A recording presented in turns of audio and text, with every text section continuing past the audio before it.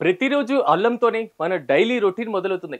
అల్లం టీ తాగడమో లేదా జ్యూస్ చేసుకొని తాగడమో చేస్తూ ఉంటాం. అంతేనా?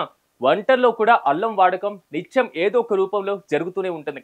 అందుకే సంవత్సరంలో 365 రోజు అల్లానికి మార్కెట్లో డిమాండ్ ఉంటూనే ఉంటుంది.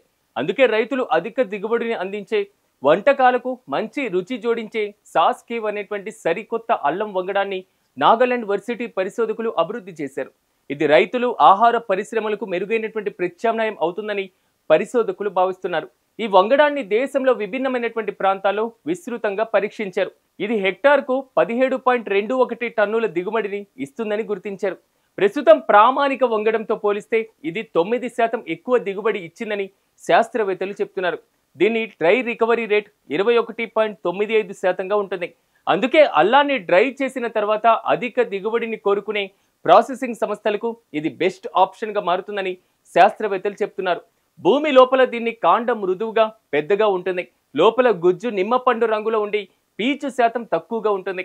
పచ్చళ్ళు, డ్రింక్స్ తయారీలో, వంటలు చేసుకోవడానికి, ఇతర ఉత్పత్తులకు ఈ అల్లం అనువైందని చెప్తున్నారు.